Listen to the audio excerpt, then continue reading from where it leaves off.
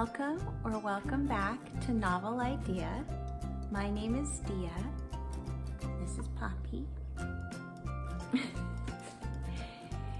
And today is Tag Tuesday, so I am going to do the Picture This book tag.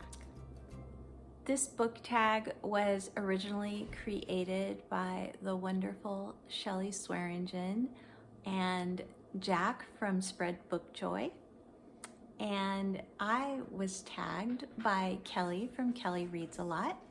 So thank you, Kelli, for the tag. Thank you, Jac and Shelly, for creating this. And let's just jump right in. The first prompt is Love You Forever by Robert Munsch and illustrated by Shelia McGraw. Name a book you imagine you will love forever. And for this, I went with The Hiding Place by Corrie ten Boom.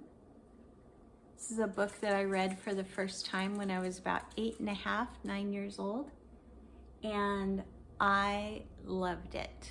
And there were so many things that came out of it that I feel like kind of formed me as a person. And so I can't imagine ever not loving this book. Prompt number 2, Alexander and the No Good, Horrible, Very Bad Day by Judith Viorst and illustrated by Ray Cruz. What book or thing do you do when you're having a bad day? So the number one thing is to just talk with my family. So whether that is James or my kids or getting to talk with my grandkids, whatever it is, just hearing their voices is a real lift in my day. And then also, I like getting out in nature when I'm upset about something or frustrated by things or that kind of stuff. So anytime that I can be near water, in the woods, out in nature with Poppy, maybe taking her for a walk, those are things that I love to do. I also like to journal. I have a gratitude journal, and anytime that I can focus on things that I am grateful for and seeing just normal everyday things around me that are worthy of gratitude, I tend to change my attitude quite a bit. Prompt number 3, The Very Hungry Caterpillar, words and art by Eric Carle. What book or series sparked your hunger for reading? And for this, I went with Heidi by Joanna Spyri. It's one of many. I could have gone with a few other books here, but this is one of the earliest books that I remember reading, and I love it to this day. And it just made so many of my little dreams in my heart soar. Prompt number 4, Green Eggs and Ham, words and art by Dr Seuss. What is the most unusual book you have ever read?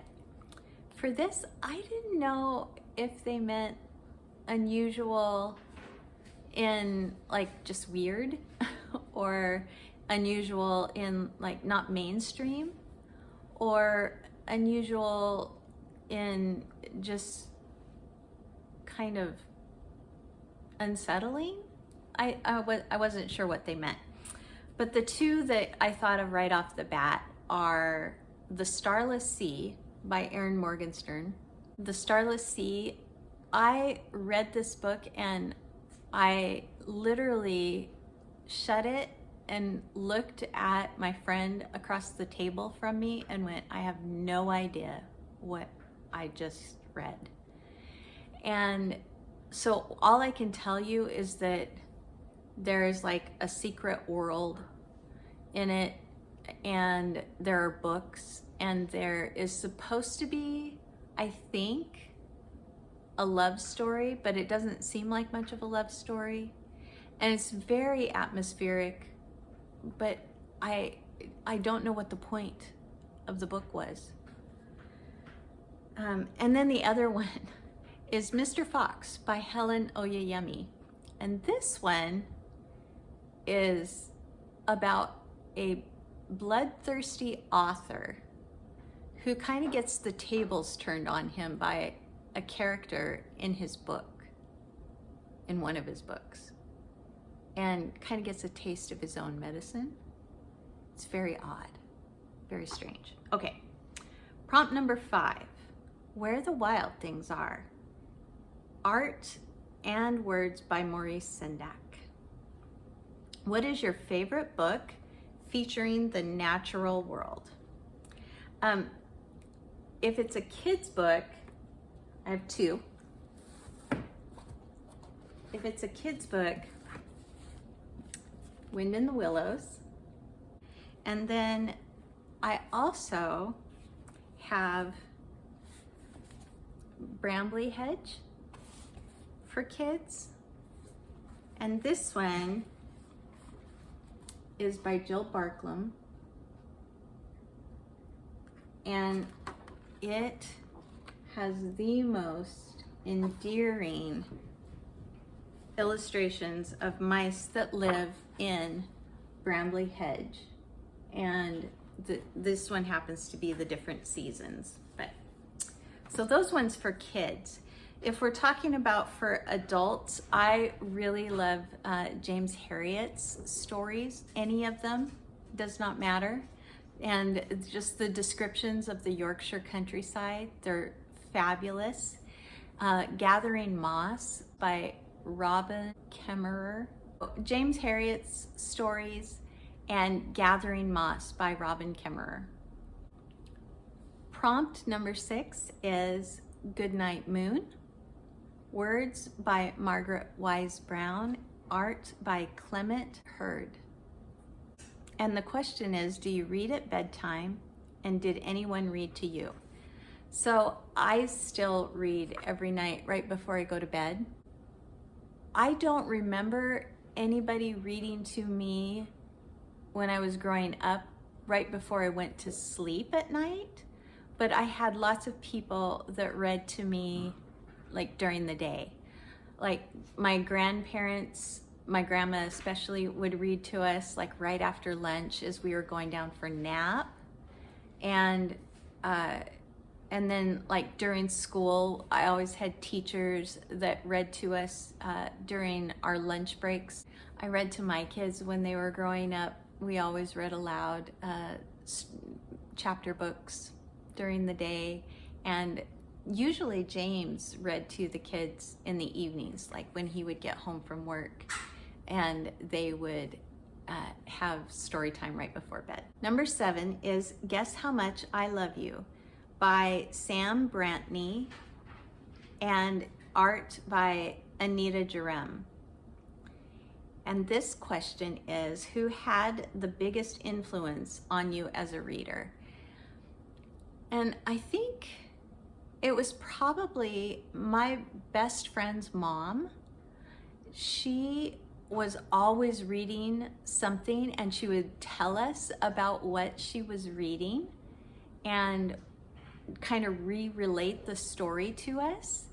And sometimes, like when we were eating lunch or something like that, she would sit down and actually read aloud to us. And then she would always want to know what I was reading and what it was that I liked about what I was reading. And I always wanted to have an answer for her. I always wanted to be able to tell her a story also. And so I think that she was probably the one that had the biggest influence on my reading. Number 8, The Giving Tree by Shel Silverstein. What book would you give emerging readers, or have you given to an emerging reader? I have a few of these. So the ones that I have given are The Wonky Donkey, which is hilarious, and everybody that I've given to absolutely loves it. It also has a little song that goes along with it, and so it makes it easier for them to remember the words, and so when they see the words, it's easier for them to read them. And then also, any Toot and Puddle book. I love Holly Hobby. I love her artwork, and Toot and Puddle they've just stolen my heart. I just love them. So any Toot and Puddle book. And then if they're actually reading chapters, then the Cobble Street Cousins are a really good one. More for girls than for boys. And then The Curious Garden is one of my favorites to give. So that is all of the questions, you guys. Thank you so much again to Shelly and Jac for creating this tag. And thank you, Kelli, for tagging me in it. And I would love to know some of your guys' answers to these questions down below. And then I need to tag some people. So I am going to tag Talia over at Bandana Book Mom, because I think that she will enjoy this one. And then also maybe Your True Shelf. I think I might tag her as well. I know that you guys have kids. You're probably familiar with these picture books. So I am tagging you guys. All right, everybody. Thanks for joining me today. And like I said, talk to me down in the comments. Tell me some of your answers for these questions, and the prompts and all of the links for the channels will be down in the description box. Have a great rest of your day. Bye.